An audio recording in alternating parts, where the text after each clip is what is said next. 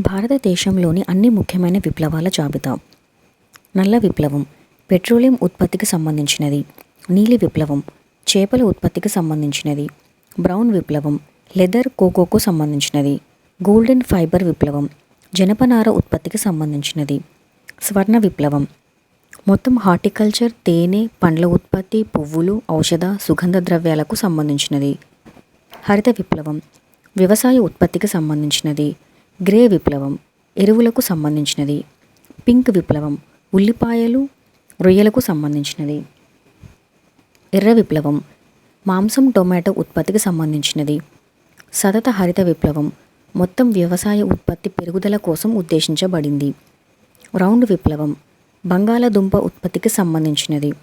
Silver fibre విప్లవం పత్తి ఉత్పత్తికి సంబంధించినది. వెండి విప్లవం గుడ్డు ఉత్పత్తికి సంబంధించినది.